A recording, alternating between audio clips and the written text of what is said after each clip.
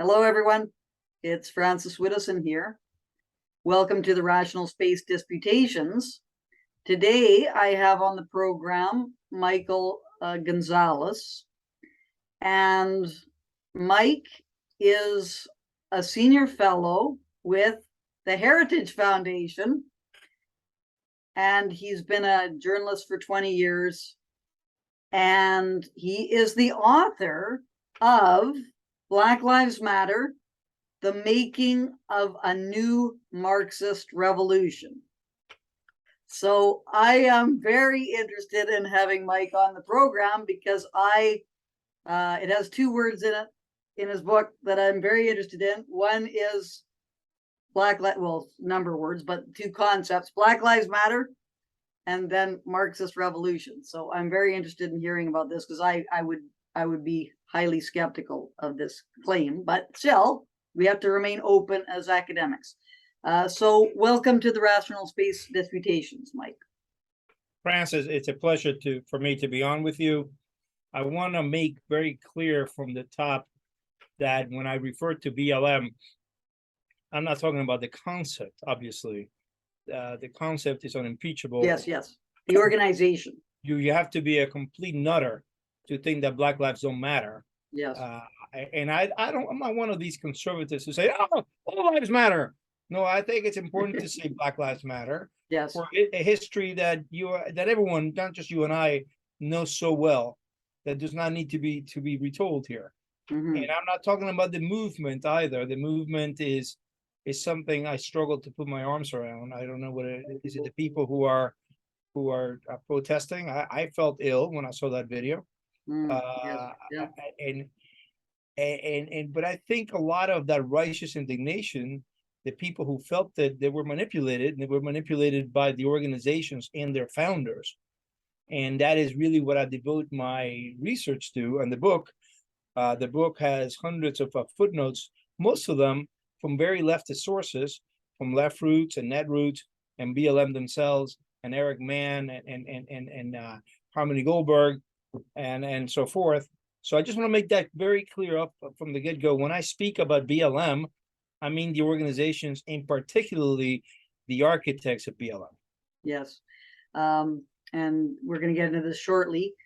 Before we go into it all, though, I just wanted to let the audience know, for people who are unaware of our format, for the first hour, I ask the guest questions, so I'm going to be asking Mike questions, and then after an hour or so, we don't have to go the full hour if Mike is finding this is a bit tedious, but I suspect I'm going to have a hard time stopping him from talking.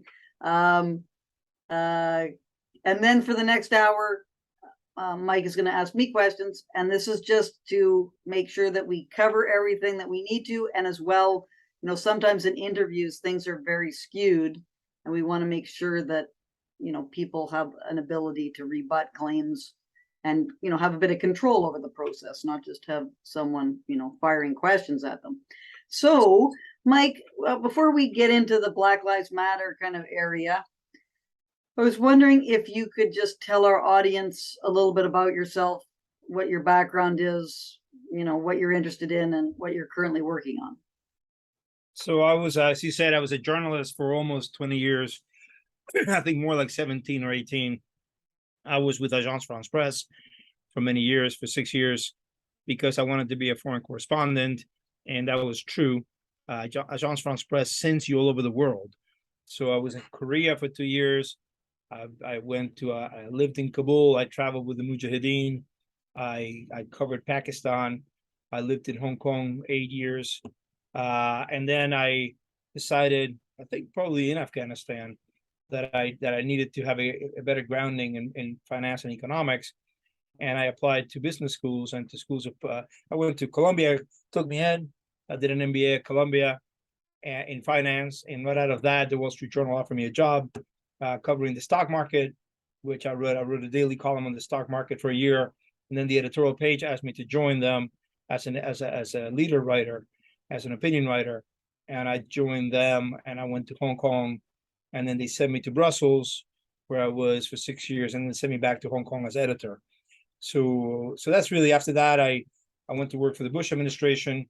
I was at the SEC, the Securities and Exchange Commission, then at the European Bureau of the State Department. And since 2009, I have been here at Heritage. I write books like Black Lives Matter, The Plot to Change America. I write too many papers. I write a lot of op-eds. I travel the country all the time. Next week, I'm going to be in Texas. The week after that, Miami. I speak publicly, which I'm not really a huge lover of, by the way, but it's something that comes with the territory. Mm, mm. So how would you characterize yourself politically? I would say I'm a conservative. Like all conservatives in my younger age, I was a libertarian. Okay. When I met my wife, she says all I could do was quote Hayek, and I didn't have an Ayn Rand period, Okay.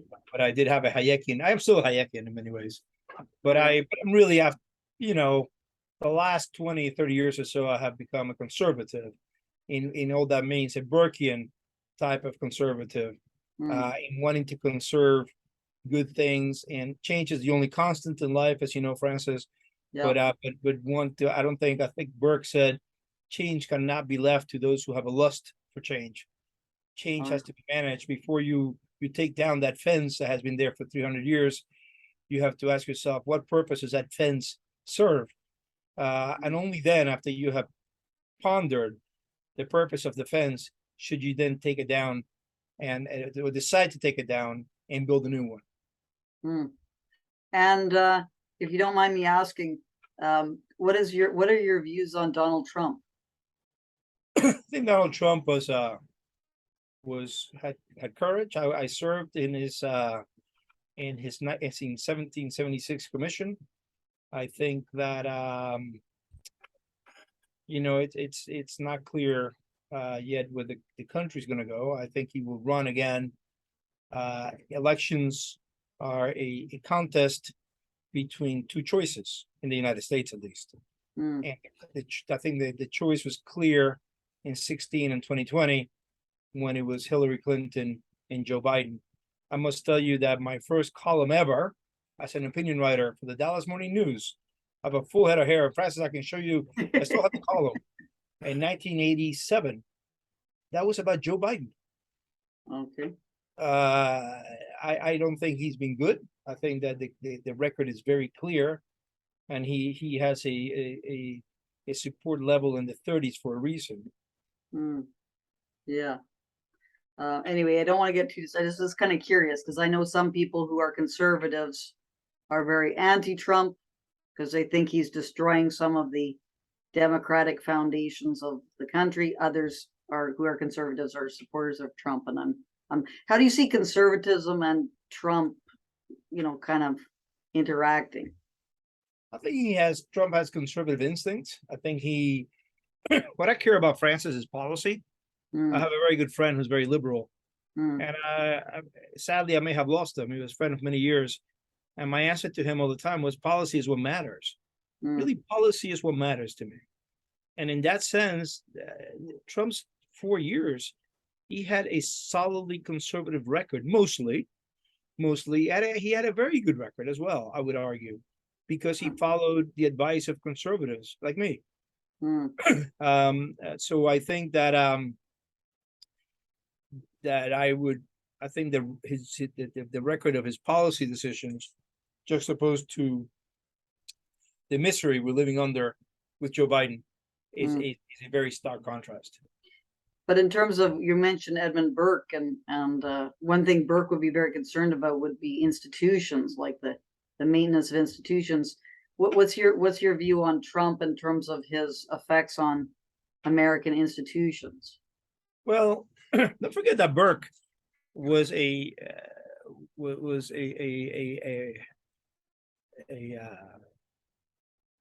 what is it? Not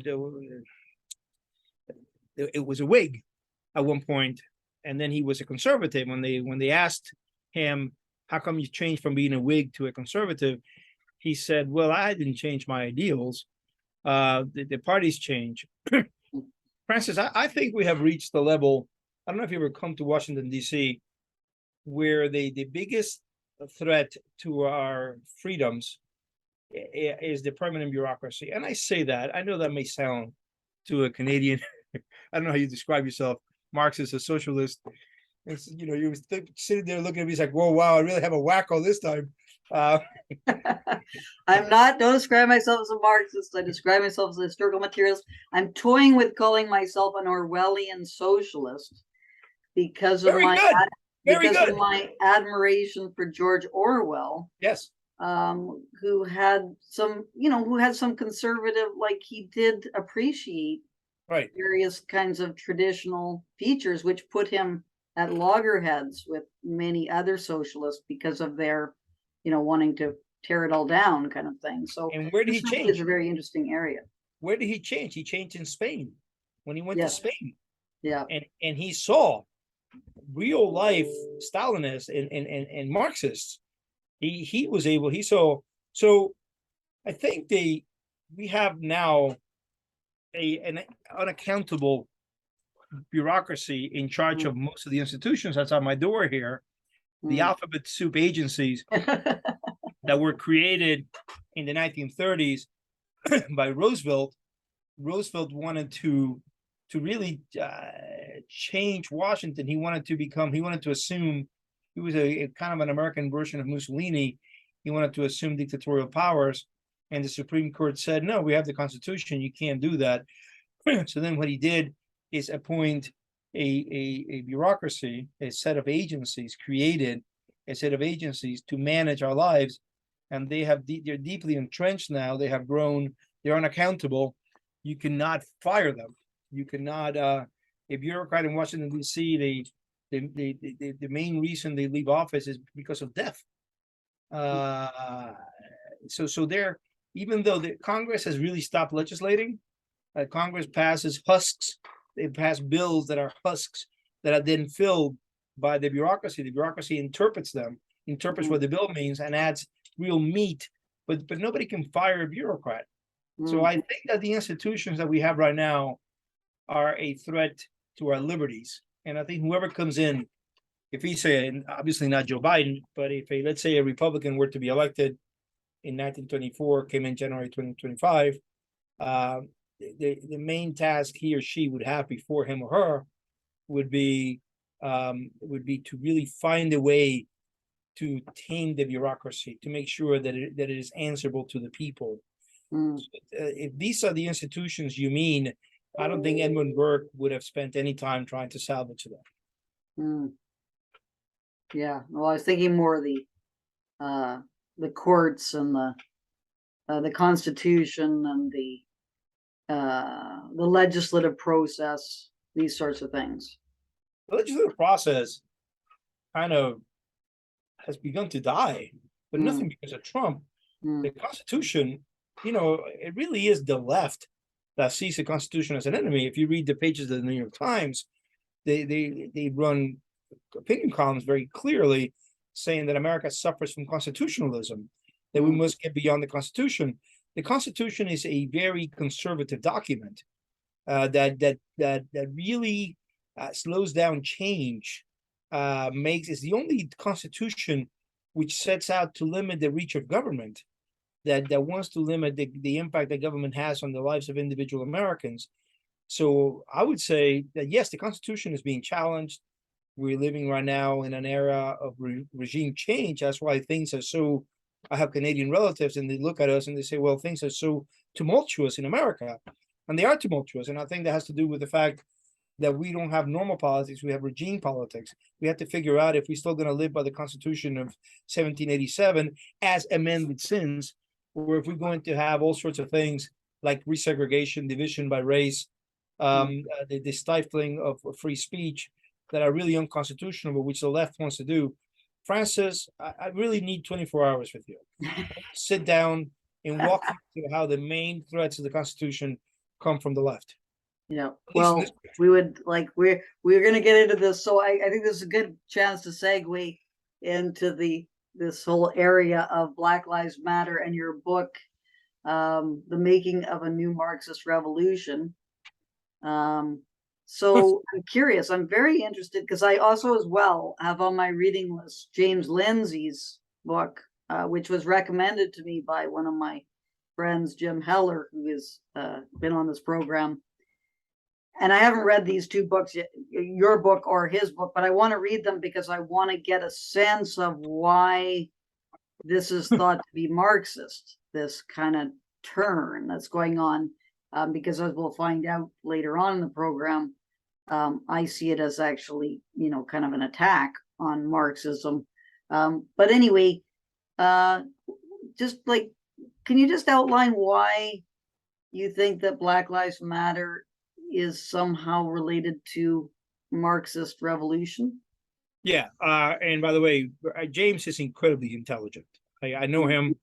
I love spending time with him. We so often reading the same books. Having a drink with James is a delight. I can come at this from many ways, and I don't know which of the ways you want me to look at it. But we can start with the fact that the women who created Black Lives Matter are Marxists. They say they're Marxists. Not only do they say they're Marxists, they were trained by people deeply entrenched in Marxism. In the case of Patrisse Cullors, she was trained by Eric Mann. Eric Mann is a former member of the Weather Underground who spent time in prison for assault and battery.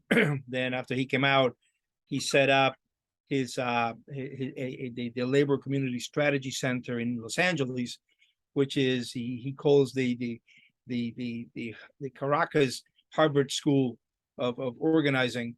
He says that the Labor Community Strategy Center, what it seeks to do is overthrow the white settler state, overthrow the white supremacist state, the imperialist state of America. He says in a book he wrote in 2011, he describes how this. So this is 2 years prior to the creation of Black Lives Matter. He described how 10 years earlier he had recruited, recruited Patrisse Cullors at the tender age of 17 and trained her in the Labor Community Strategy Center to work in one of his creations, the Bus Riders Union. He's described in many different places. Why the Bus Riders Union? Well, they set out to create the Labor Community Strategy Center, set out to create a bus riders union in LA because they found out that bus riders were by mostly people of color and mostly women. And he has also made clear that he sees people of color as one of the populations that can be indoctrinated into thinking of themselves as victims and thus changing society. Alicia Garza is a very similar story, except this case is a school of unity and liberation. The school, Soul, which was established by Harmony Goldberg. Harmony Goldberg is a very good Gramscian. She has a PhD in cultural anthropology, has written good papers on Gramsci, in which she talks at length about the difference between a war of maneuvers and a war of positions. She likewise helped set up the National Domestic Workers Alliance, which again, why domestic workers? She also makes that very clear, the same thing as Eric Mann, that it has a higher population of people of color and who are women, and who so therefore she sees it as a good ground for organizing. She put Alicia Garza first into Soul and then into the National Domestic Workers Alliance. It was the National Domestic Workers Alliance that sent Alicia Garza to Ferguson to organize a bunch of socialists who descended into Ferguson, Missouri, a suburb of St. Louis, after the death of Michael Brown, the killing of Michael Brown with other socialists. Alicia Garza herself has made very clear that it was at Soul that she studied about Lenin and Marx.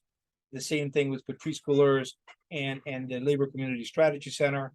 They both say that Black lives cannot matter under capitalism, that the American system has to be changed root and branch, that every level of government has to be changed. And this is, I'm quoting now Cullors, the executive, the legislative, and the judiciary that we need is wholesale transformation of the United States of America and the American way of life.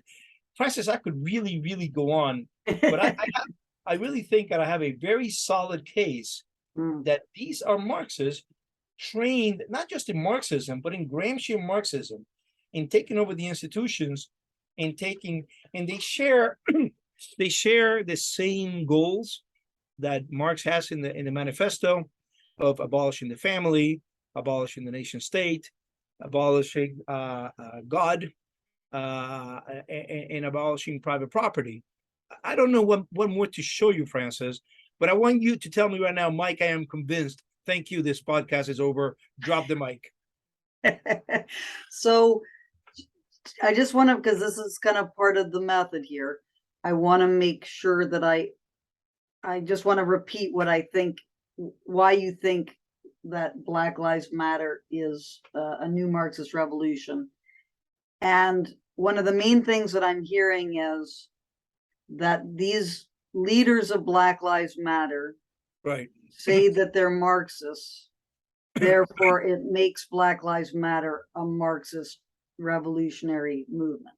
Is that fair, or is that am I simplifying things too much? No, I think that's fair. The group itself used to have on its website that it wanted to dismantle the nuclear family, what they call the Western prescribed nuclear family, which is one of the Marxist goals. They also said that they want to, they're abolitionists, and what they mean by abolitionists is nothing like Frederick Douglass. And what they mean is abolition, to abolish police departments, to abolish the prison system, and to abolish the court system. That is what is on their website. That is society cannot survive that. They want, and they say that on their website, they want to deeply change society.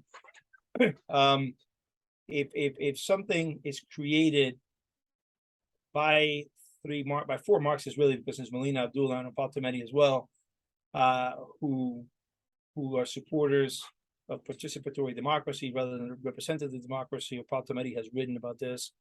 Participatory democracy, as you probably know, is something very close to the workers' councils and to democratic centralism, in which it really is, it's stripped of the checks and balances and the balance of power that you have with representative democracy and a constitutional representative democracy. So I think, in given the background and the training of these architects, none of this is a surprise or a shock to anyone. So in addition to these leaders calling themselves Marxists, you are also pointing to various kind of policy prescriptions that they have, which you claim are Marxist, such as getting rid of the family, opposing religion, abolishing the police. These are things. And then I heard participatory democracy, which has got similarities to kind of the sort of attempts to have workers' control over various areas of society.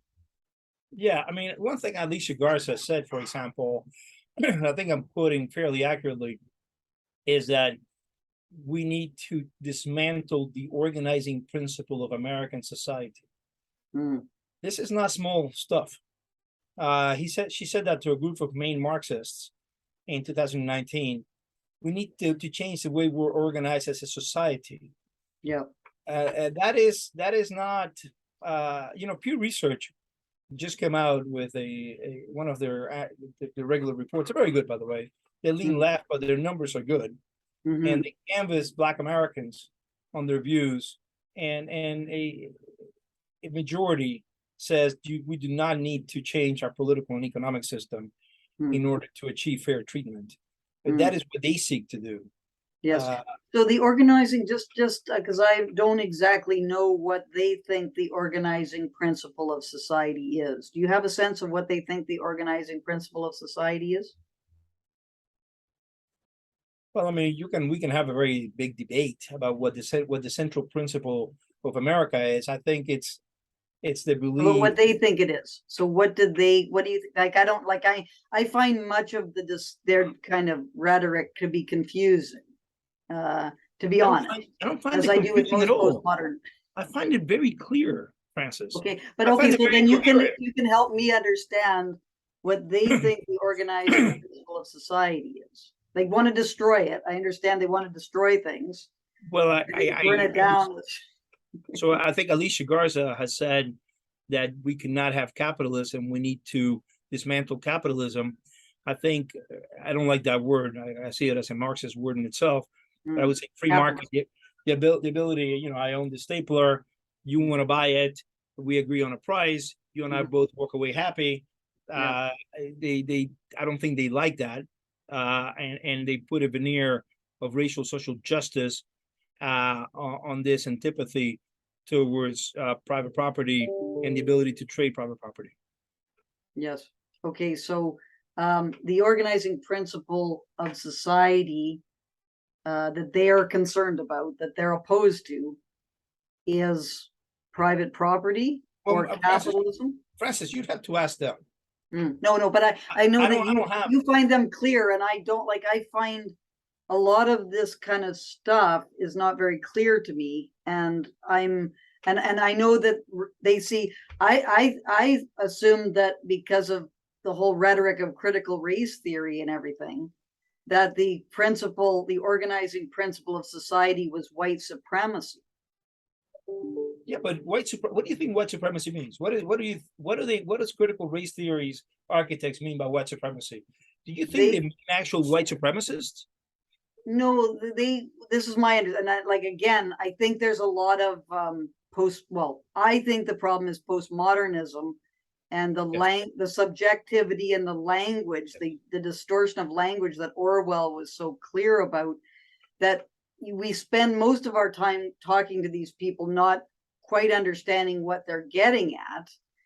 And what I understand, the whole critical race theory and all this stuff, which I see Black Lives Matter organization is connected to critical race theory. Right. I agree. Is there's a system that was put in place by white people originally, right, that shaped the institutions, right, that are intent on maintaining their white privilege, right, over all non-white people.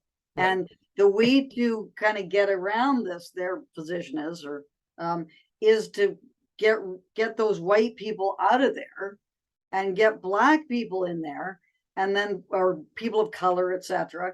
And then those people can reshape society properly according to what are really kind of altruistic, socialistic kinds of principles. Like that's definitely within and my background is in the indigenization rhetoric. Right.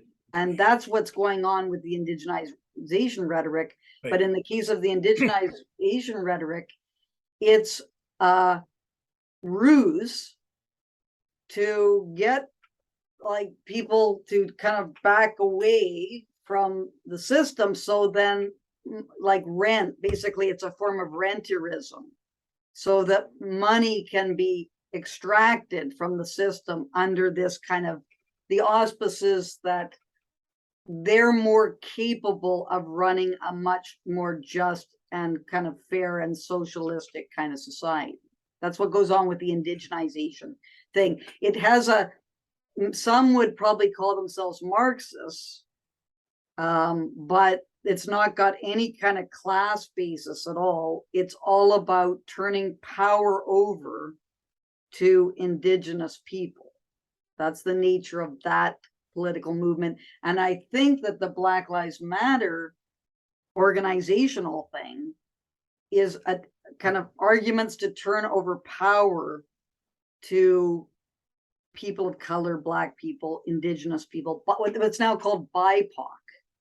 BIPOC is the acronym, which is BIPOC, Black, Indigenous People of Color, which I detest that acronym, but that's kind of what is always being thrown about, because it's kind of like this coalition of non-white people, as they call it. Like, I don't see, personally, I find the category white to be very offensive, and I don't like it because I don't have any kind of identification at all with being white. And I find that the thing is so amorphous, and it almost has a racist character because it's trying to force me into some kind of racist frame. But they're basically saying that this coalition of these non-white people are morally superior because of their racial characteristics or their lived experience in this kind of racist system, and power should be turned over to them to run the system in a way that is feministic and socialistic and non-racist and all this kind of stuff, when it's actually the most horrible, lacking of due process, draconian type of reality that you can imagine. And I don't know if you are familiar with this case. You probably are. Evergreen State College. That is like what happens if you allow this to run rampant through the system. You have these BIPOCs who are saying white people aren't allowed to eat this food. This is our food. And, you've oppressed us for the last 500 years. It's our turn to oppress you. Like, that's like, it's almost kind of inverting what they perceive to be the oppressive kind of system. So I think that's what it seems to me that the organizing principle of society is for critical race theory, is white supremacism. That's what they seem to be focused on, is white supremacism. So a couple of things. First, I loved many of the things you said, and I agree with most of what you said. I wanted to just poke a couple of holes, in my opinion. One of them is that the analogy with indigenism goes only so far. I don't think it's a perfect analogy. The first thing, I think postmodernism is one of the elements of all this, but let's not forget, Francis, that the critical race theorists, when they started to walk away from the critical legal theorists in the late 80s, one of their complaints was the fact that these white people relied too much on postmodernism, and they thought that postmodernism, Foucault and the others, and Derrida, by focusing too much on the fact that languages didn't mean anything, would not be able to affect the policy changes that the critical race theorists wanted to. They were much less ethereal. They wanted to have an impact on society. So some of the main architects actually said we wanted to have less postmodernism. In fact, Crenshaw herself, what she said, she's a big Gramscian, and in one of her main essays, Kimberly Crenshaw says what we need is a war of maneuvers. What we need to have is Gramsci. No, sorry, not a war of maneuvers, a war of positions. Okay, just a sec here, because you mentioned this before, and I think this is very important. This is Crenshaw I'm quoting. War of maneuvers. No, we have war of positions. Yes, no, what is the difference between those two? War of maneuvers and war of positions. Well, the war of maneuver or war of movement was, in Gramsci's view, in society, in nations with civil societies that was not rich, you could have the bourgeois, the proletariat overthrow society. But in nations with rich civil society, as he called them, sturdy civil society institutions, Gramsci did, they would save the state. These sturdy civil society institutions, the Burkean little platoons, if you will, were really strong and be able to let the state survive. So in 1917, Tsarist Russia, there was the Tsar and nothing else. Once you overthrew the Tsar, there were no Boy Scouts or Chamber of Commerce to save the Tsar. In France and Germany and the United States and England, you would have this thick substrata, and you'd have a hegemonic narrative. The bourgeoisie did not need to coerce the workers. The worker consented to his own coercion. In fact, coercion. I'm not saying anything new to you. I just was like, I think it's forget, but our audience would not know this Right. very well. And not that I don't, to be honest, I can't stand Antonio Gramsci. Right. He is just, he's the one who destroyed everything as far as I'm concerned. I can see your point of view very well. But and he was kind of, and this is what happened here a little bit. And Lindsay and Fleckrose get into this quite a lot in their books, Physical Theories, which is the 3-stage kinds of things that happened, which was deconstructive postmodernism in the 60s, then applied postmodernism through the 60s, 70s, 80s, 90s. And then we had reified postmodernism coming in the 2000s. And the kind of the bell hooks kind of types, they were applied postmodernists. So they were trying to bring in the identity politics, on the after the deconstructive postmodernists had destroyed the universities in the 60s, they made their move with applied postmodernism in the 70s. In the 80s, yeah. Yeah, so that's kind of when they got a foothold, these these applied postmodernists. And then I don't put that much emphasis on postmodernism. I really think that, it is an you're element. seeing it as Marxist. I know this one on the postmodernists. Hang on. It's not like the postmodernists were capitalists and Christian or Hegelian. They also too shared many of Marx's ideals, as you know. But the critical race theorists very consciously walked away from postmodernism, or at least they said they did. And Kimberly Crenshaw says what we need is Gramsci's war of positions, which is what you do, as Eric Hobsbawm said, it's what you do in societies where they cannot have the 1917 revolution, is you take over the institutions. In the words of Rudy Duchka, the long march of the institutions. By the way, if you get 2 or 3 bourbons on the James Lindsay, you can get him to ponder whether Mao actually read Gramsci in the late 50s, which he thinks he did. And don't forget, Francis, I hate to bring up Gramsci again because I know how much he gives. No, I think this is, I'm getting more and more certain that Gramsci was the beginning. Like I was trying, because I thought it was Marcuse. That was my initial thought. Marcuse is big. Marcuse is big, huge. Marcuse is huge. I think that Gramsci paved the way for Marcuse. So when do you think? So Gramsci writes in the 20s and 30s, right? Yeah. But then he is mistranslated by the Soviets and the Italian Communist Party. When is he first translated into English, you think? Gramsci? I would think, the 60s or the 70s. Exactly, late 60s, early 70s, by the New Left Review. Yeah. By the New Left Review out of London. And who becomes the best translator of Gramsci? Do you know? Joe Buttigieg, Pete Buttigieg's father. Oh. We're getting too esoteric here. Okay. But I'm just trying to identify our points of disagreement here. Let me go back to what you said, though. Let me just give me 2 minutes. Yeah. You said that what they mean is white supremacy. White supremacy.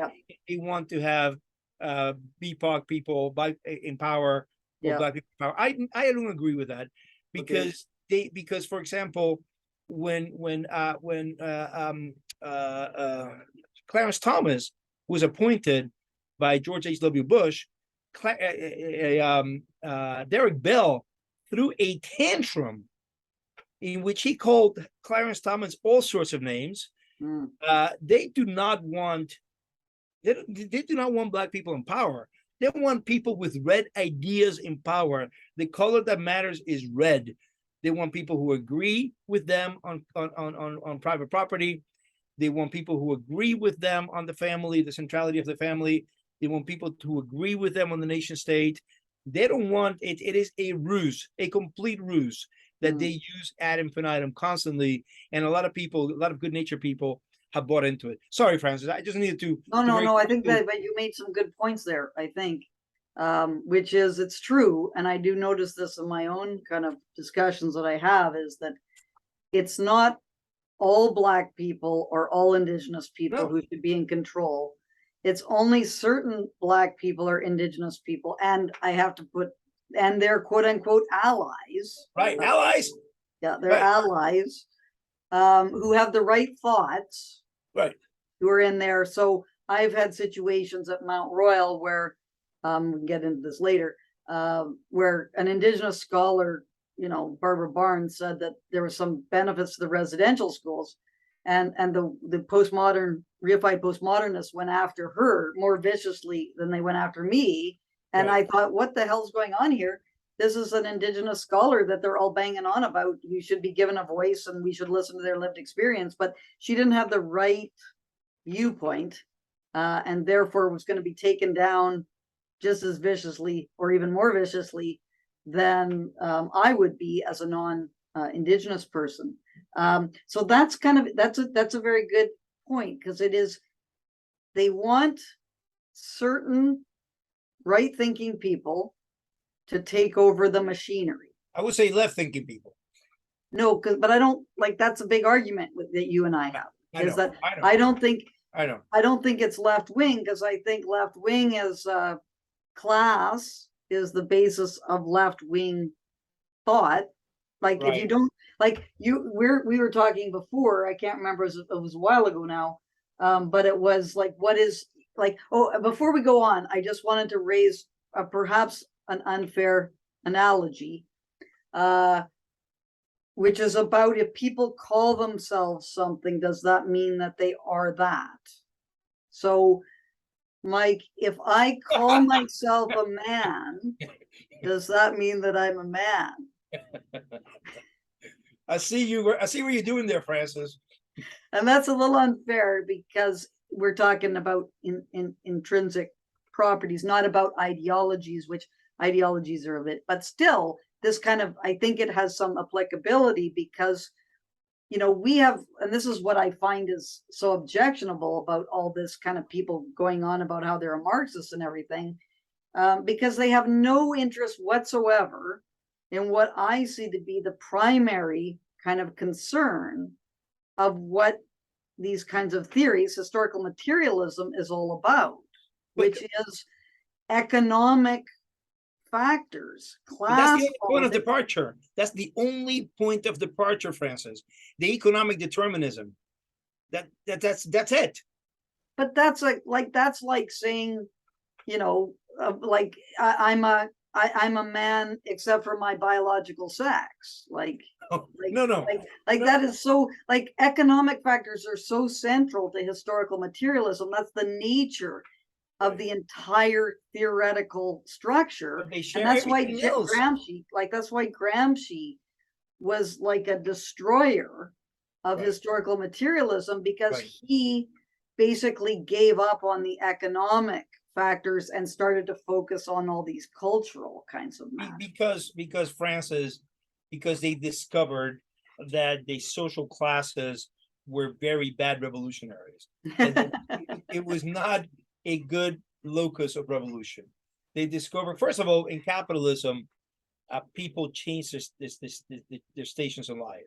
I myself have been rich, have been so poor that as a child I ate in a soup kitchen, and I have reached middle class status, and I have fluctuated all over the place. In my own lifetime, people change their status and their classes, at least on their capitalism. What they don't change, news break here, I might trigger you, they cannot change their race, their sex, or their country of origin. This is unchangeable. These are immutable characteristics. It is much better to place the locus of revolution in these immutable characteristics and try to find grievances there than in social classes, because what I know you hate him, but he sat there in prison and said, if revolution was going to be happening constantly, as Marx and Engels promised us, if the contradictions of capitalism were at a late stage and it was going to fall of its own weight, why hasn't this happened? So this is the only point of departure. They agree with 95% of the program.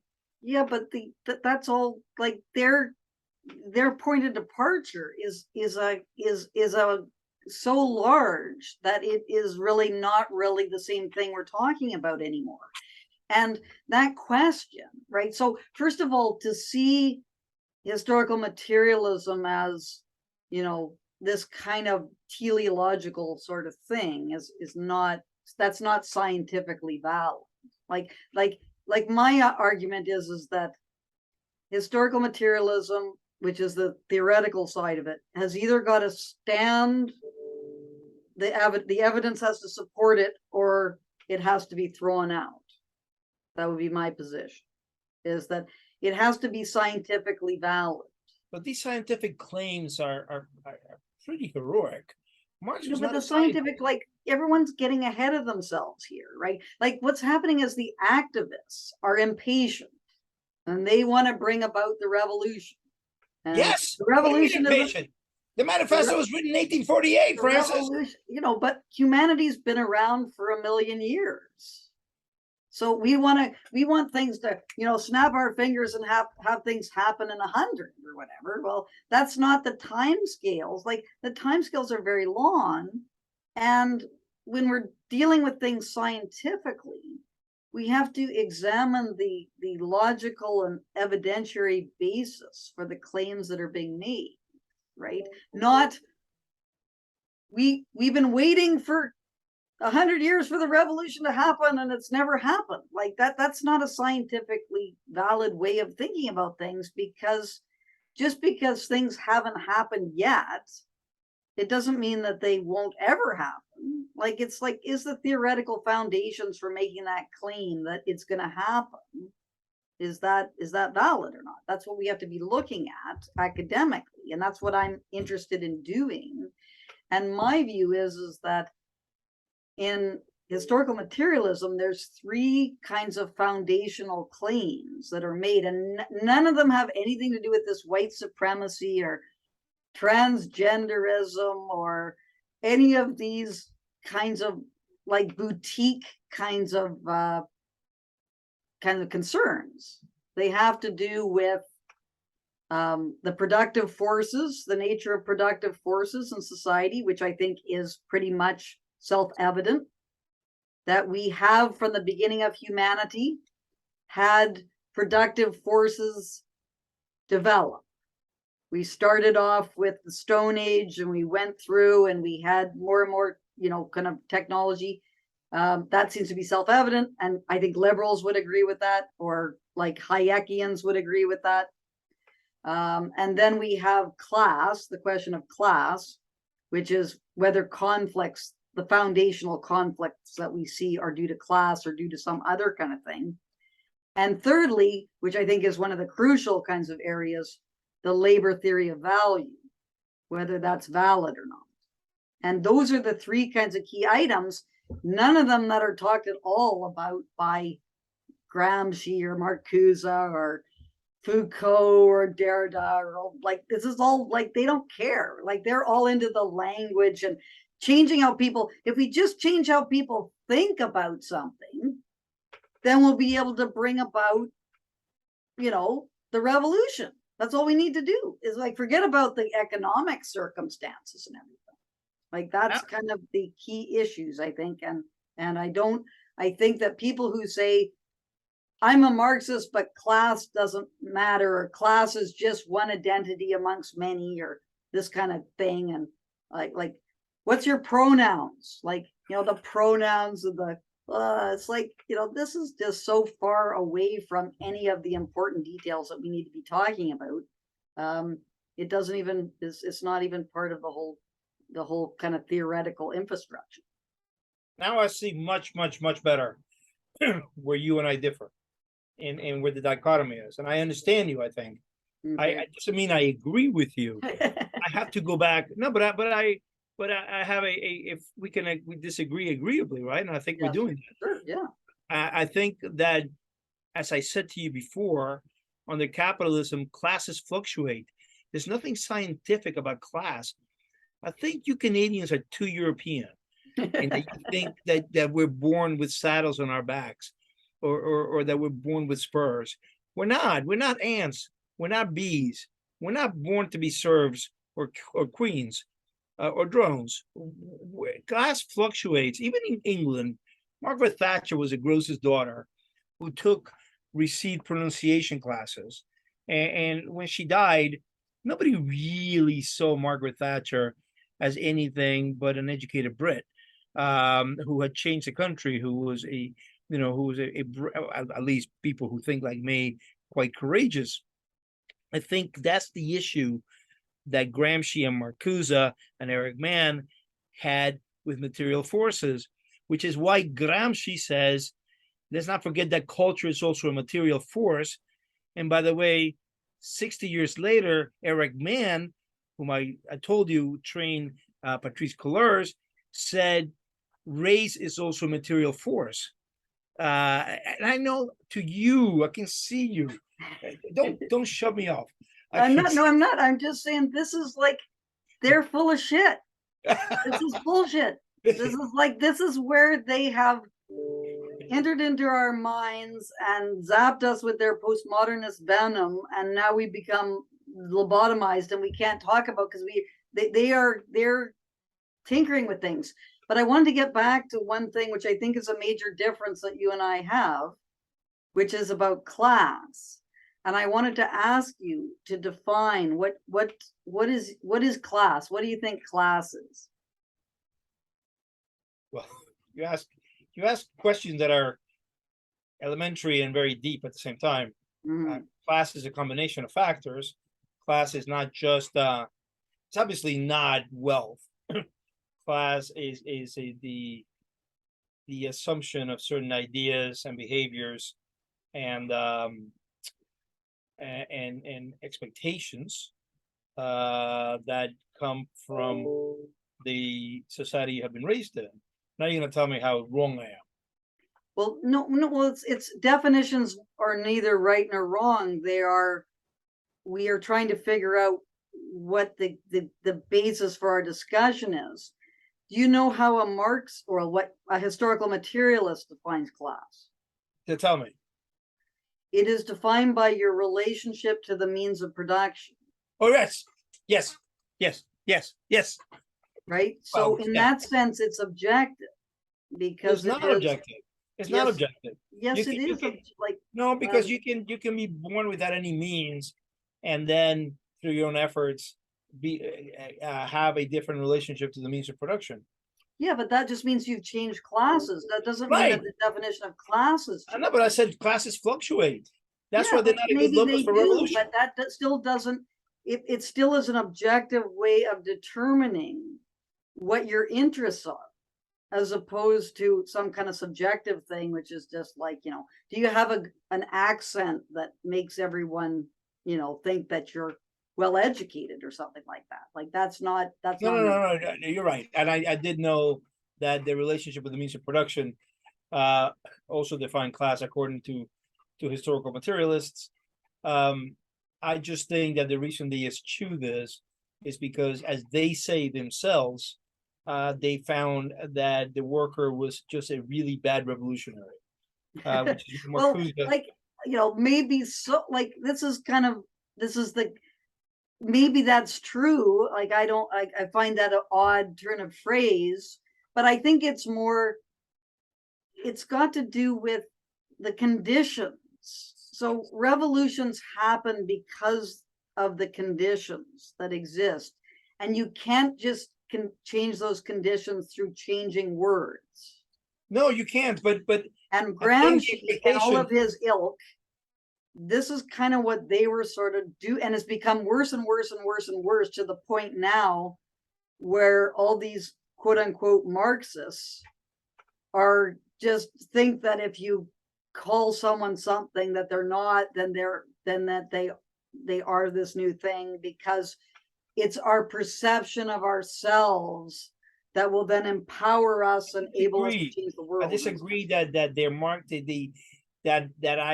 they call themselves Marxists and see themselves as Marxists, and therefore I buy into it and call them Marxists as well. I disagree with that. I think they share a lot more with the manifesto and the German ideology and the Jewish question and a lot of the writings of Marx than you think. Just because they say that, look at the proletariat. Look at Marcuse devotes almost all of one-dimensional man to this. the American worker is too beguiled by his hi-fi set and his split level home and his car to ever mount revolution. Horkheimer, towards the end of his life, gives an interview in which he says, since Marx, we have been saying that capitalism is bad at producing the things that man requires, but no, capitalism is really good at it. Capitalism is very good at fulfilling man's wants and man's needs, much better than the opposite. So I think that when Alicia Garza said she read Marx and she read Lenin, she will have read all the things that you read Marx, or the things that I read in Marx. By the way, it was not on the Jewish question. What was his rejoinder to on the Jewish issue? I forget. I just quoted from it. I forget what the name of that. It was Bauer. There was Bauer. Yeah, it was his reply to Bauer. What was the name of that essay? I forget. I don't know. I'm yeah. Anyway, I'm not good at these. Like, yeah. So, I'm more interested in the, like, we've got this reality now that I'm trying to figure out. I think that there's some very valid things that exist in historical materialism. Maybe they're wrong. That's got to be sorted out. But because postmodernism has entered into all this, it's created this language problems that we cannot understand things very well anymore, right? No, I don't think it's a big issue. I don't think Foucault and Derrida and Lyotard, I don't think that they are I don't think they're the puppet string. The thing is that I really don't. Well, they were charlatans. Yes. Yes. They wanted to live a nice life in the university and not rub shoulders with the sweaty proletariat. Like that was basically it. Right. And so they started to try to kind of show the world how you could do just as much in terms of changing the world and everything behind your typewriter as you could by engage in the very, very difficult organizational kinds of tasks that, if you're going to take these ideas seriously, need to happen. But don't forget the new left. The new left actually at the beginning did try to live like proletariats. Joshua Fisher, one very active in the new left in the 60s, got a job at an Opel plant and was a labor organizer in Opel in I forget which city in Germany. The workers didn't want them. The workers pushed them out. These are like, there's these huge material circumstances, not just in United States, Canada, but in the third world, like around the globe, right? And this comes down to one of the biggest kinds of disputes that happened, and that was kind of when Stalin and everything took root. Right.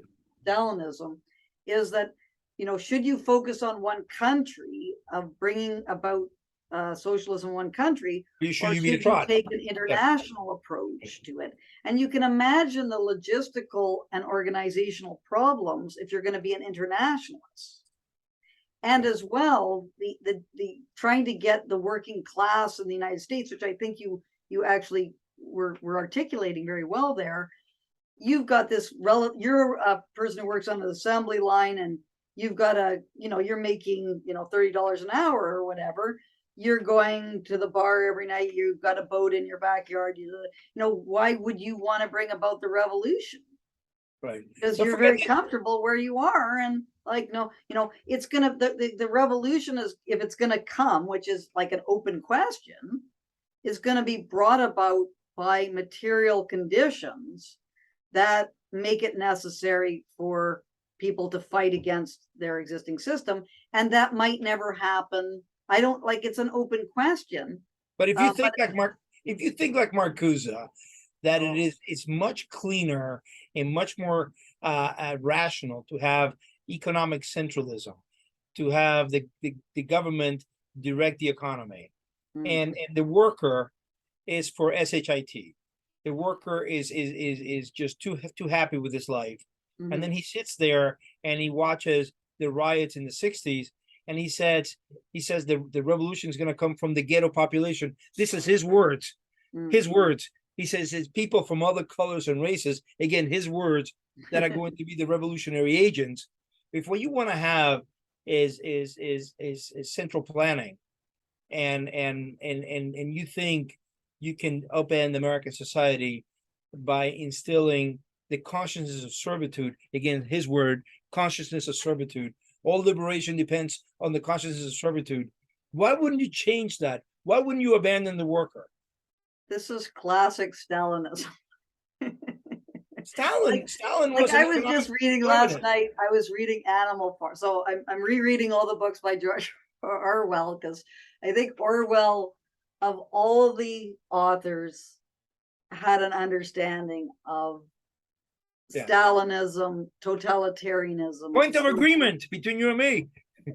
Huge point of agreement. Anyway, so and this is because the leadership becomes corrupt and starts to take privileges for themselves and so on. And you can just really see this happening in Animal Farm, with all the things happening. And this is kind of, and that logic of Marcuse is like that. It's like Stalinist logic that he's going to be the agent of change. He's going to be the one. He's going to show the way. He's an intellectual. He knows this.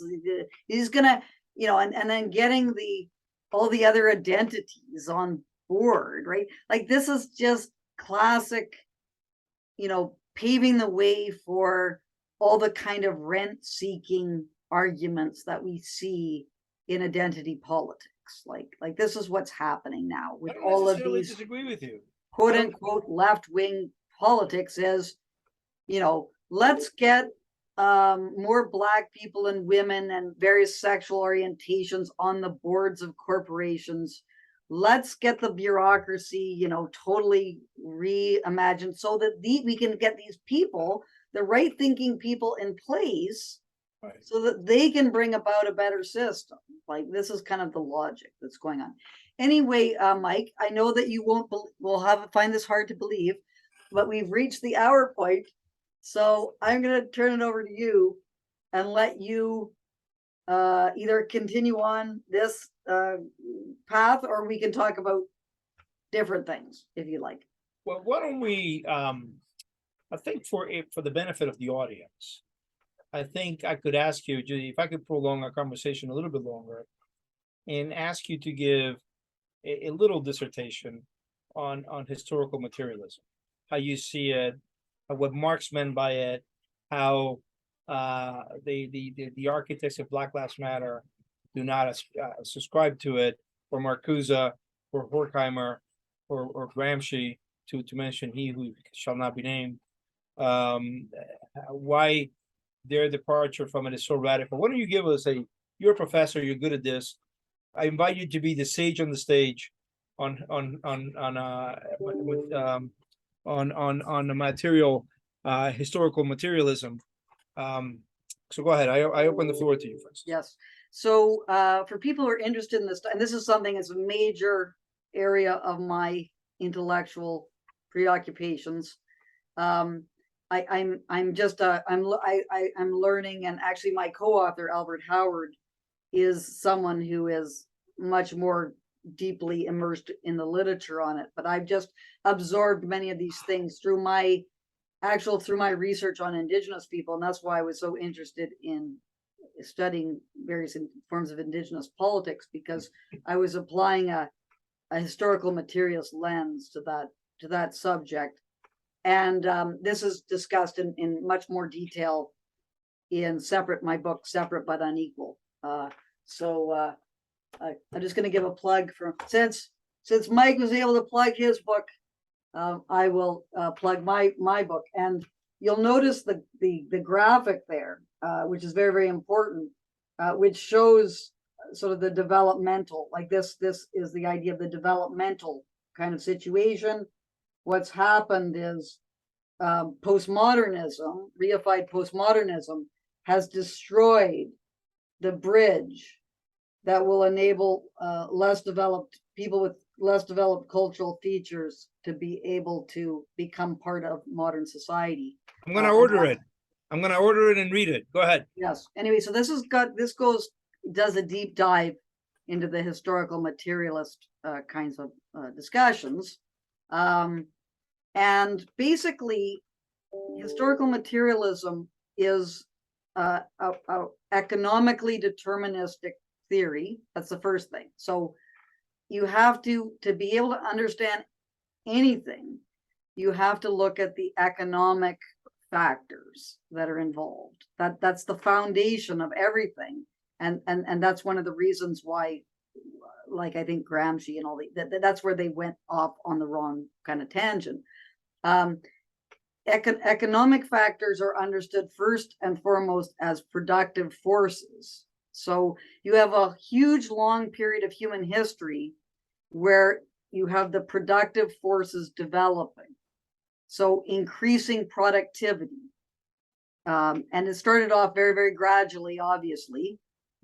Even monumental changes such as the bow and arrow and fire and all these things, like this was forming the foundation for more technology and so on. So at that point, this went on for hundreds of thousands of years until a certain point when enough surplus was produced that classes began to form. And that was when you actually had what was called, as we were talking about earlier, ownership of the means of production. When was that? It started a few thousand years ago. So it would have been slavery, feudalism, sort of. And actually, Eric Wolf is one of the people who's written most clearly on this. He separates different societies into kinship-based societies, tributary societies, and then you get into the capitalist class society. So, but capitalist market societies, I'm not sure exactly the wording that he used. But when you started to have the tributary societies forming, that's when you had class relations. This is with the agricultural revolution with Samaria? Yeah. Okay. Yeah. And so that's when you saw the state. And actually Frederick Engels, that's the kind of the classic on this, the origin of the family, private property, and the state. So when he based himself on an American anthropologist, Henry Louis Morgan, yes, whose theory was proved to be wrong on this. You know that, right? Well, I'm very suspicious of people who's, not people, but of, sort of saying was proved to be wrong. Like, these are matters of intense, discussion and debate, and there's going to be probably some things that are right and some things that are wrong, and it's very difficult to kind of make these determinations in the pre-contact context and the prehistorical context, because we didn't have written records then. We have to piece things together through archaeological kinds of discoveries. The most important author in this regard, archaeologist, who I think we all have to go back to this, is V. Gordon Childe. That's the archaeologist who was, of course, historical materialist. Anyway, I thought that Morgan and Engels said that step was taken in classical Greece, when man begins to separate, to become a property owner, and property goes from the family to the man. Is that, am I wrong about that? It's civilized, what would be called. So Morgan had 3 stages: savagery, barbarism, civilization. That was Morgan's, and that still, I think, has a lot of validity, those 3 stages.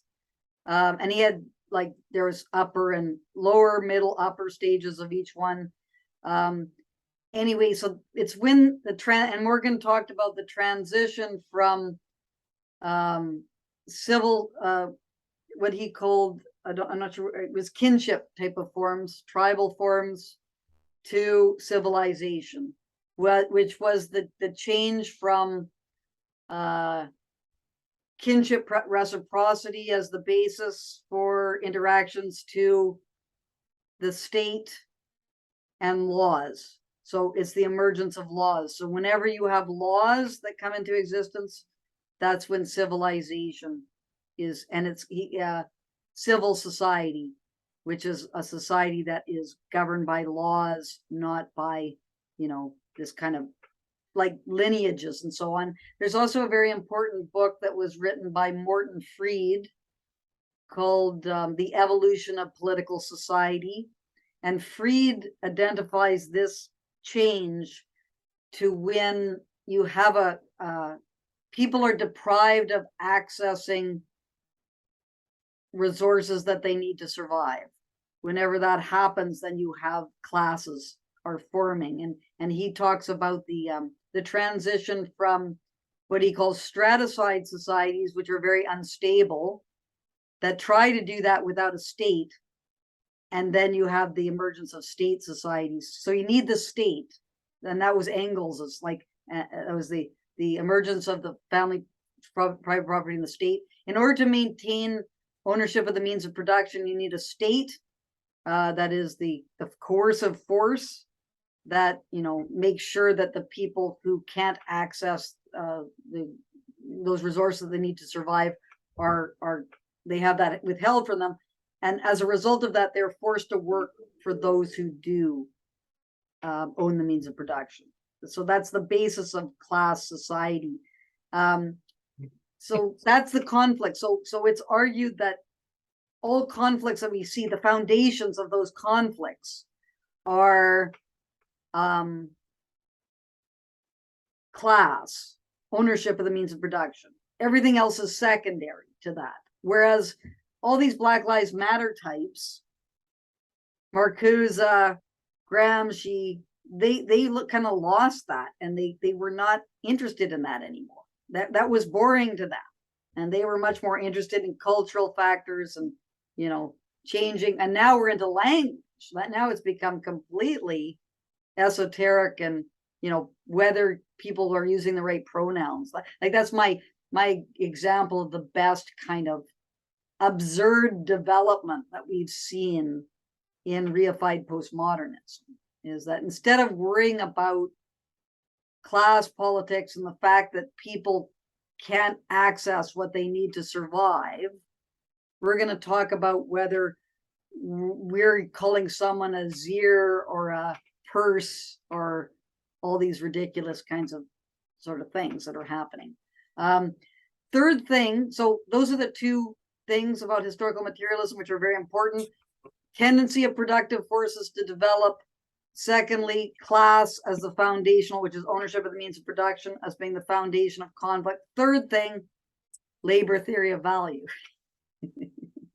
And labor theory of value is probably the most contentious of between like the neoclassical economists or Hayekians and so on, and historical materialists. But we've not had that argument really very fully in any of these discussions, because everything has been hijacked by the postmodernists who insist on talking about language kinds of things as opposed to the economic theories, which I think are very, very important.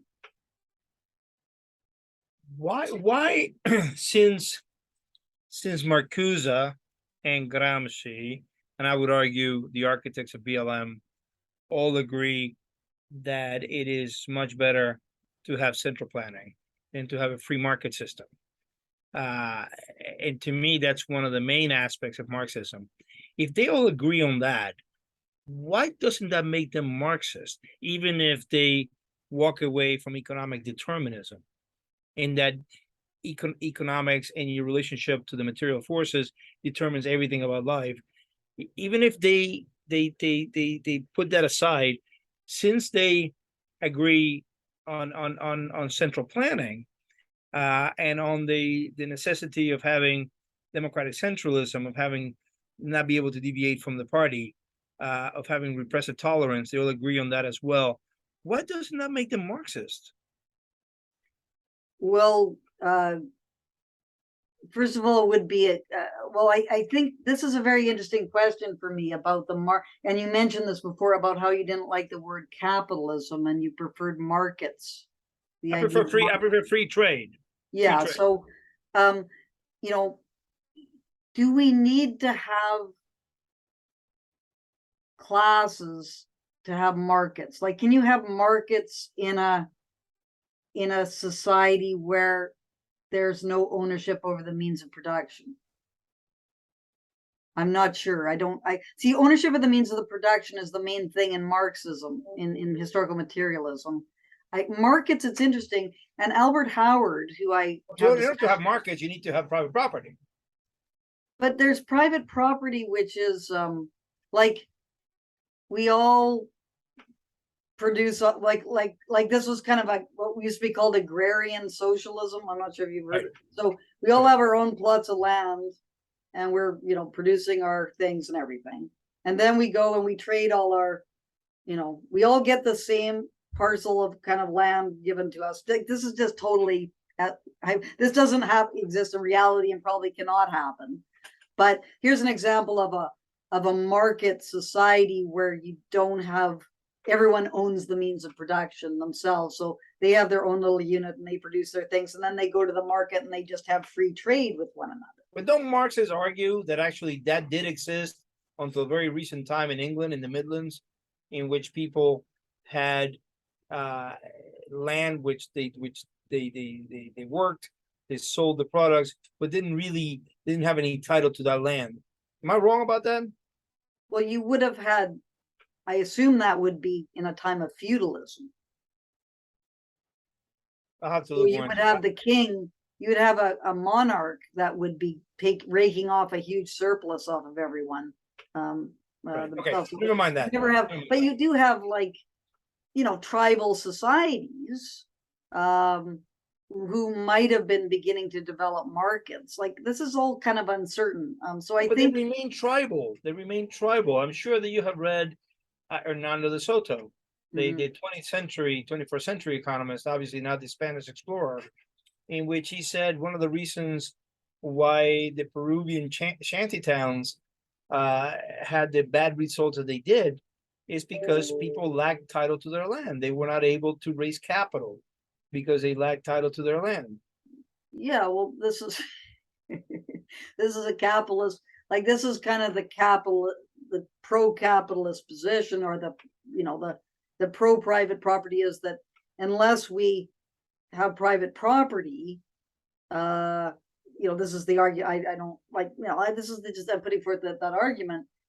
We don't have the incentive to be able to increase our productivity and then accumulate capital, like this sort of thing.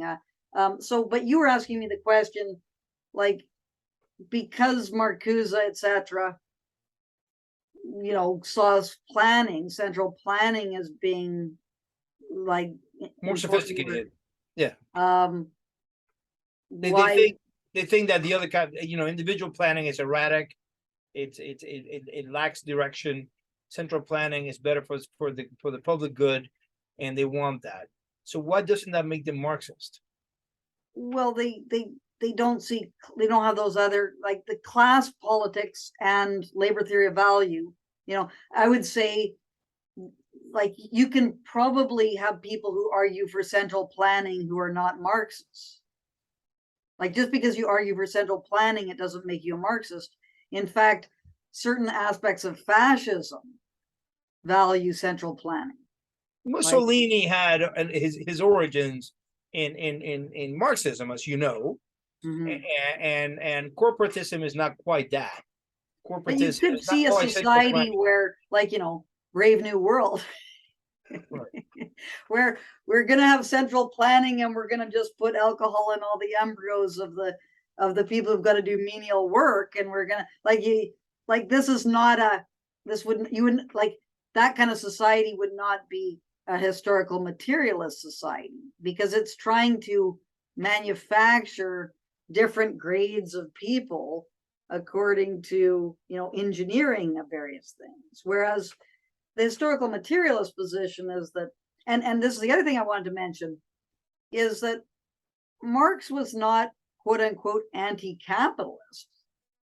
Marx thought that capitalism was progressive at a certain period of history and actually was much better than feudalism and all the it allowed the productive forces to develop to the point where we're becoming detribalized, and we started to develop working class kinds of sentiments and so on. So he saw it as having benefits for humanity. It's just it has a beginning, a middle, and an end.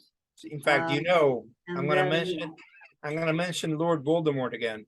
You know that Gramsci in 1917 has an essay which he writes on the Bolshevik Revolution in 1918, which he calls Against Capital, meaning against Das Kapital, because he says the Bolsheviks are proving that Russia did not need to go through a bourgeois capitalist stage in order to reach communism.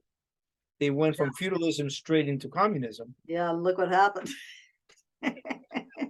Like that would be part of, like, that was Marx was right, I guess, on that front, that you need high levels of productivity. If it's true, like, these things are open questions. I have to, I think that, capitalism has particular characteristics that we should be studying scientifically to see what is causing conflicts and so on, and etc.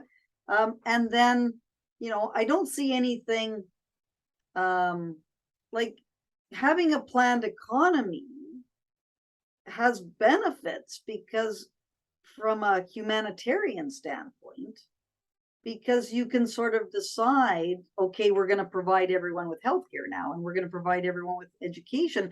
It's not going to be whether you can afford it or not. That's going to be it leads to coercion, Frances. Well, this is the argument, does it? Like we have had that happen. It always has. Just because it always has doesn't mean that it always will.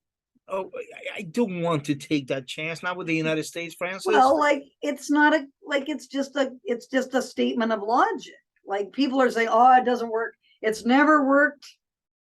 It's never going to work. Like, that's not logical. At a certain time in feudalism, when you had capitalist process, many people in early on in feudal times would say, there's no way capitalism can work.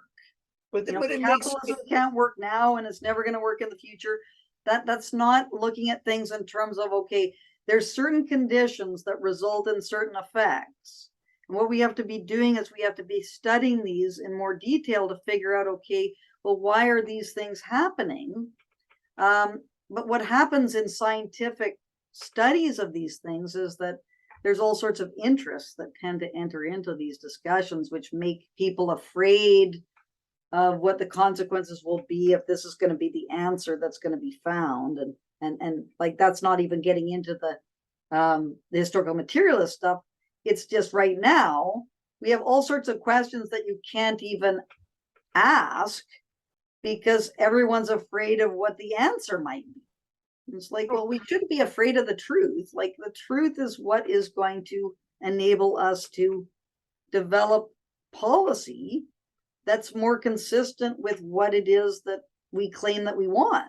Like, that's all there is to it. And I would argue myself that I think that capitalism, although it had benefits historically, it also has serious disadvantages, such as its lack of sustainability, its growth-oriented character. And if we're going to take the labor theory of value seriously, which is a major bone of contention amongst many people, it means that workers cannot afford to buy the products that they produce. So that is not going to be sustainable in the long run. The only reason why capitalism has been sustainable or has been able to continue is because it's expanded into new areas of the world.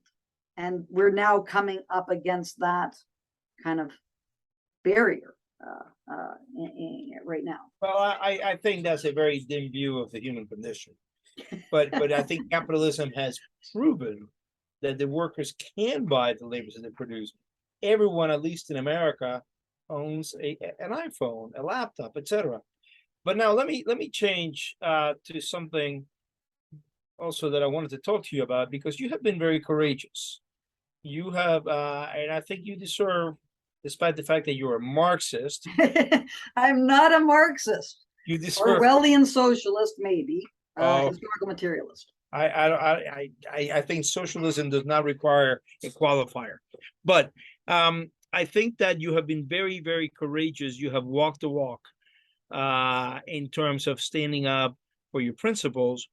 And I wanted to talk about your particular case and the way you were harassed and then lost your means of production. You were evicted from your means of production because you did not abandon truth and you refused to buckle under. First, I want you to describe for us. Forget what the phrase was. I reread a couple of articles yesterday. You said that BLM has been atrocious for the university. What's the word that you use? Destroyed. Has destroyed. Destroyed Mount Royal. Yeah, I want. First of all, I want to give you the opportunity. I'm sure your audience has heard you before. I haven't. To describe what you meant by that. Yes. So I was being hyperbolic. So I had just been involved in a number of months struggle with a whole bunch of people who were forming a mob to try to get me fired. And it started. Because why? Why were they trying to get you fired? Because I wrote a satirical letter. So what happened is that when George Floyd was killed, and everyone was understandably horrified by that, and so on, like, right, like there's no disagreement, this is terrible and everything, but it didn't really have anything to do with Mount Royal University, what happened to George Floyd, right? But of course the Black Lives Matter organization would say, of course it does. This is part of the white supremacist system that runs everything everywhere, including Mount Royal. So to somehow show solidarity with all the problems that were happening with respect to the George Floyd killing, we should do all sorts of things at Mount Royal, such as, giving a whole bunch of money to a bunch of race hustlers. Like this is basically what was going on. And one of the things they wanted to do was bring in mandatory anti-racism training for all faculty members. And they had made some claims in this open letter to Mount Royal University that, there was all these terrible racist incidents happening. One of them was the anti-Indigenous rhetoric that was constantly happening, which of course was referring to my own research that I was doing, which is not anti-Indigenous, it's pro-Indigenous, because I am exposing all the rent seeking that's going on of the neo-tribal elites who are raking off money away from all the services that should be going into, basically improving education and healthcare in these marginalized Indigenous communities.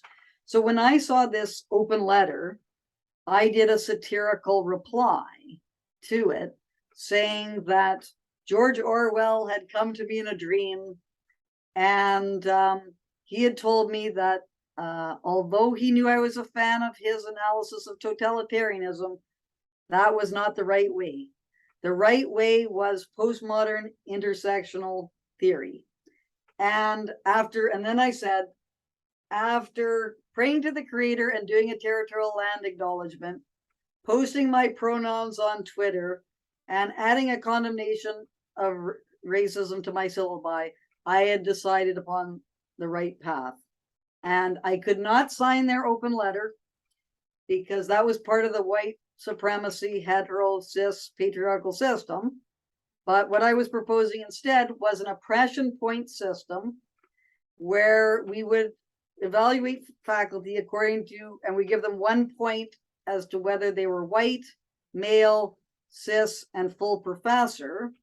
And those who scored more than 3 points on the oppression point scale should obviously resign their positions and make room for the voices and perspectives of BIPOC scholars, because obviously, like, these are very sought after positions, and in order to make room for new, the actual, the people who are underprivileged, then this should, anyway. So this caused people to become angry, at me for not taking seriously their race hustling. And then a couple of days later, the journalist Wendy Mesley was being pushed out of the CBC. Why did you write that letter? Because I thought my colleague Sinclair McRae, who was a very thoughtful philosopher, had written an 8-page letter reasoning with people and explaining to them why all this politicization of the university was going to have terrible consequences, and he was completely ignored. And I decided reason doesn't work with wokeism. You need to have another way in. And so I thought satire, like your friend James Lindsay, he talks about this, and you got to use force. You don't hit force head on. You use some kind of way to kind of dislodge things. And I wanted to try that kind of approach to see what would happen. And of course, everyone started to become enraged. And then, and then I defended Wendy Mesley, who had referred to the book title by Pierre Valliere, White Niggers of America. She just referred to this book title, and she was like, she had to do this horrible groveling apology, and oh, it was just terrible. So I was saying, Wendy Mesley did nothing wrong. And so I made the same reference to the book title, and also quoted that this word in a Wikipedia article that was about this word. And I was not using the word as a racial slur directed at anyone. I was just explaining the difference between calling someone a racial slur and just referring to a book title. The difference between those two things. Anyway, this resulted in a Indigenous academic who was already really angry at me over the last couple of years for criticizing the various indigenization policies. She embarked upon a campaign to mobilize a student group against me, an anonymous student group, to try to get me fired. And as a result of that, I was involved in this huge kinds of, satirical warfare against about 40 faculty members. And that's why I was talking about, when I said destroyed in a hyperbolic sense, I meant these kind of totalitarian kinds of politicized initiatives that Black Lives Matter type people, not that Black Lives Matter, as you very eloquently said at the beginning, everyone who is a human being who's not completely psychotic understands obviously Black Lives Matter, and Black people have suffered terrible injustices historically. Everyone understands that, but that doesn't mean that we should have mandatory anti-racism training to tell us a bunch of nonsense, which is going to destroy the university and is not going to allow us to have the kinds of arguments that we need to have in the university system. So that's what I was talking about when I was saying destroyed. I was this increasing totalitarianism, which is actually wokeism. I hadn't really kind of centered on the term wokeism yet at that point. But Black Lives Matter, the organization, it's woke. It's seriously woke. And it has the woke logic. And it's just, the wokeism is just a terrible, oppressive kind of position that is destroying all facets of our society, and that needs to be fought against, seriously fought against, with everything that we have right now. All hands on deck, fight against wokeism, get wokeism out of there, so we can start to have the actual intellectual discussions that kind of got derailed in the 1960s. I agree with what you just now said. That it is supremely important. Now, you paid a heavy price. As I said, you lost your job. What are you doing right now? How do you make ends meet? If you can share that with us. And B, what are you doing to get reinstated? Yeah, so I'm on unemployment insurance, which I supplement with writing. So I've been very productive, incredibly productive over the last 8 months. So I've been published. I published a really good piece in the American Conservative, 2 pieces in the American Conservative, which is highly amusing to me because I'm not a conservative, but they publish pieces by people who aren't conservatives, and they were very interested in my stuff on the unmarked graves. And I've gotten some, I'm getting writing projects, so I'm supplementing my unemployment with, it gets deducted off my unemployment, of course, but still, it's fine. I'm doing that. So that's what I'm doing to survive. And in terms of my case, I am going to arbitration on January 16th. So I have a fundraiser for that. That's not for my personal expenses or anything. It's for my research assistant, who is a fabulous research assistant. Her name is Dr. Kirsten Kramer. She's an expert in her own right. And she and my lawyer, Carol Crossan, who is a freedom of expression expert, academic freedom of expression expert, they're writing briefs for the Canadian Association of University Teachers, which is the union, the head union, the national union in Canada, that is the union for all the faculty associations. And they are the legal side of things that are going to be fighting my legal case in the arbitration process. The big kind of issue now is I'm fighting hard for the arbitration to be public. So I want, because I've been subjected to terrible, secretive and unfair processes since November 20th, so since November 2020. And the only way I can have faith in the process is if it's open, if people can sort of see what's happening. And as well, I've been continuously defamed since 2016 by all sorts of people who are calling me a racist and a white supremacist and so on. And then Mount Royal in January implied that the reason why I had been fired was because I had harassed and discriminated against people, which is completely untrue. The only thing that I was doing was defending myself from being fired on social media. So what I did is and I'd been defamed on social media since 2016, and I've been alerting Mount Royal to this, that my work environment was becoming poisoned. And they gave me the impression that social media was not an area that they would be regulating. Like, that's what they were kind of signaling to me. So I thought, well, social media is not an area that Mount Royal is going to be concerned about. So what I'll do is I'll use my social media to satirize these attempts to get me fired. And what happened is that because I was satirizing these attempts to get me fired, using the same words as the people trying to get me fired. So they would call me an epistemic terrorist, for example. So my satirical character, Frances McGrath, which is modeled on Andrew Doyle's character, Titania McGrath, would congratulate them enthusiastically for trying to get me fired, saying, yes, that Frances Widdowson, she's an epistemic terrorist and a hateful harasser, and she should be fired. Anyway, one of the people, they accused me of, and I was found to have harassed them for using my satire to expose their attempts to get me fired. So the whole thing is completely stacked against me by this very autocratic kinds of processes. And we need to have that open so the public, and also hundreds of thousands of dollars have been spent on these investigations. There's been 5 investigations that have happened where outside legal employment firms, employment law firms, who are hired by Mount Royal, so they won't get additional contracts if they don't find what Mount Royal wants them to find.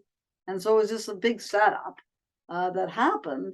And so we need this to be public so that the publicly funded institutions, so the public can sort of see what's been happening to universities. Like, this is incredibly important. The case is probably the most important academic freedom case in Canada that's happened, I guess, in the last, certainly 20 years and maybe longer. I don't know, but it's like the whole university, the state, the stakes are very high, because if my case is not won, it basically means that every single professor can be disciplined for the things that they say on social media, right? Like social media is not work.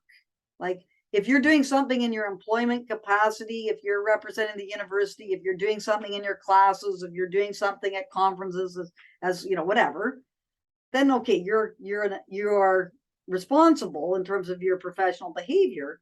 But if you're just posting things on Facebook or Twitter or whatever, that's not work. Like, the university does not own you in terms of your social media, your private social media activity.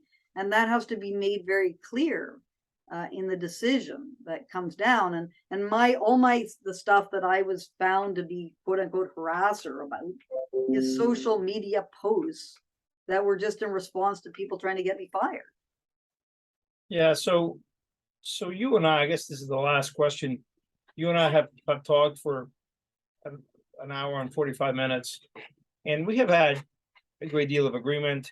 We've also had disagreement, but we have dealt with that agreeably. Obviously, that is not what is taking place in our societies. You can see what is happening across the border in my country. I don't know as well the situation in your country, although I visit it and I do follow it sometimes.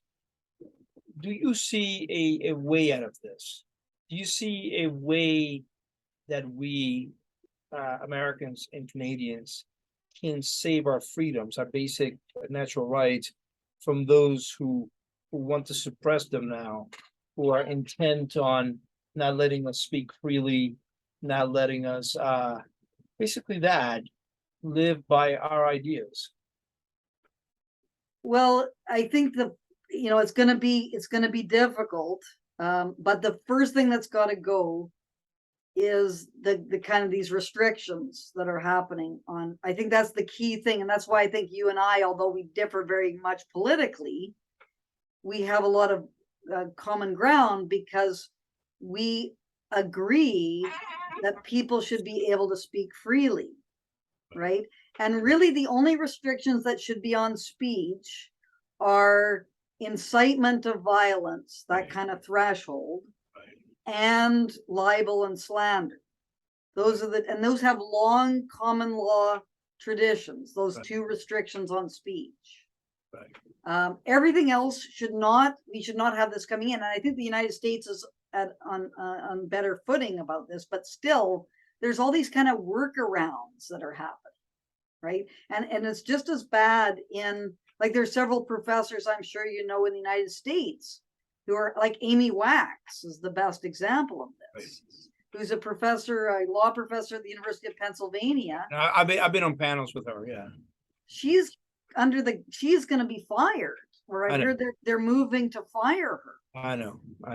Purely on speech, because of speech. And look what they did to Elia Shapiro at Georgetown. And yeah, it's just no, that's got to stop. So we need to mobilize against that. That will at least give us the tools to be able to have freer discussions about things. Of course, there's still a lot of unresolved political issues about, historical materialism versus,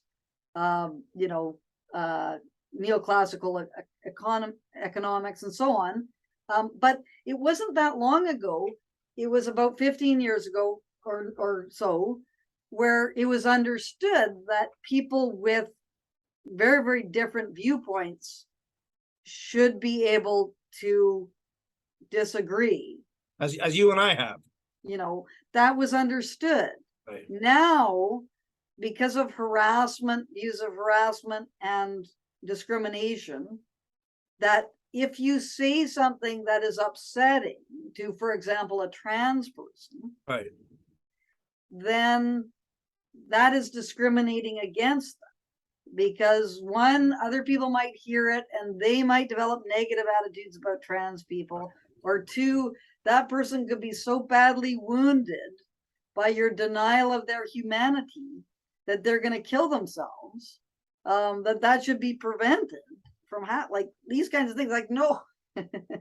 No, no, let's dial this back here. Unless you can provide a very good, threat to public safety kind of thing, like incitement, and these are very well established, 30 years ago, these kinds of things. But there's been this creep of all these kinds of speech controlling entities that have to be removed. Those have to be removed. So that's the first battle, is to get that out of there. Then we can have freer discourse.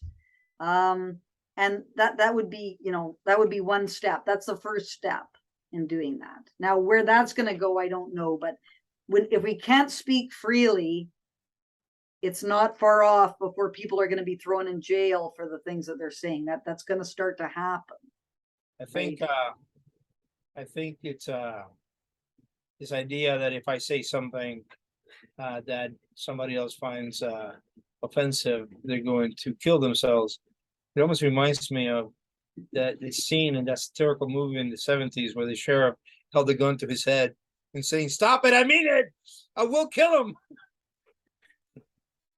Blazing Saddles. Yeah, it was Blazing Saddles. The same thing, So one last thing I wanted to ask you was, there are differences between our countries.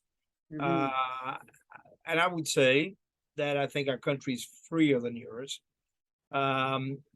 What would you attribute those differences to? What I've read is that, first, we're the only country to base our legitimacy, the legitimacy of our institutions, on natural right, and B, you guys remain under the British orbit long enough to have been affected by Fabian socialism, which we weren't. What do you think of those, briefly? What do you think of those theories? Yeah, I think that it's certainly the case that, the United States is more. So I've heard people say, and this is interesting, you'll probably disagree with this, but that the United States is more liberal, Canada is more democratic. And people often think those two things are synonymous, but they're not. Liberalism is about individual rights, and democracy is about the majority. In liberal democracies is about majority rule. So the rule of the collective, as a majority. So 50% plus one. That's not, but still, it's the balancing the individual versus the collective. No, I don't disagree entirely with that. The founders were very much concerned about the dictatorship of the majority, and they created a kind of a box which would prevent that. Yes, and United States was the most capitalistic country. So, like, capitalism, it was at its most robust kind of form. So I would sort of see that. I know those other theories. I think it's Lipset who's talking about the formative events, which is that the United States had a revolution, whereas Canada didn't. So, like, you had this kind of idea, we can take the world in our hands, and often people have said Canada's more deferential to institutions. And then there's the interesting thing about the fragment theory. I'm not sure if you've heard that, like the kind of fragments that populated the United States were sort of more liberal, whereas the ones that populated Canada were more feudal. But I think I would, because I'm a historical materialist, I would look to the economic explanation for that. Or I'd see it as rooted in different economic circumstances, and of course, capitalism being at a more advanced kind of stage in the United States than it was in Canada. That's very interesting, Francis. That's very, very interesting. Before, I'm sure that you have a way of closing this show, so I'm going to let you close it. Okay. But because you're a Canadian socialist, I have to mention my wife's Uncle John living in Toronto. Okay. So now that I've done that, it's been a distinct pleasure to have talked to you, Francis. Yes, I was really, and it's kind of funny because, like, a few years ago, I would have been very hesitant to appear in the same program as someone from the Heritage Foundation. But now I don't care. It's like all hands on deck. I'm not going to get involved in any kind of thing. If you think that freedom of expression and free speech and if this is part of your your supporter of that, well, I can speak. If anyone who is against that, well, obviously we're going to have a hard time reaching common ground, because that, for me, that is like the most important issue right now. So I was wondering, though, Mike, whether you think that there's anything that you still need to say that you haven't been able to say. No, I think that I explained myself, my views, and the thesis of my book, BLM, The Making of a New Marxist Revolution, which I don't know if I said this before, but makes a fantastic Christmas present with Christmas coming up. Well, I'm BLM, going to buy it. I'm going to buy that and James Amazon. Lindsay's book, because I want to see, like, do you see yourself as having very similar views as James Lindsay, or are you different? Yeah, no, I mean, I think he emphasizes the postmodernists more than I do. He's smarter than I am. He's a really intelligent guy. He came down and co-hosted the launch of my book. I think he is fantastic. I think Chris Rufo is fantastic. I think there are many people doing great work in this area. I've been banging this drum for many years now. Before critical race theory was sexy, I was writing about critical race theory and critical theory, and Horkheimer and all these guys. I do think they're Marxists. They say they're Marxist. They act Marxist. They sound Marxist. And I'm a man. I'm a man, Mike. You got to accept that. No, it's different. Say I'm a man. Frances is different. Frances, let's not leave on a note of discord. Yes. Well, freedom of expression. We should all fight wokeism. Wokeism, we can all agree, is a toxic kind of blight on our landscape, and the world would be better if we could just get rid of wokeism. That would be a good start to try to deal with all our problems. Anyway, Mike, this was a very interesting and fun interaction. I wanted to thank you very much for being on the Rational Space Disputations. Thank you, Frances. God bless. Bye.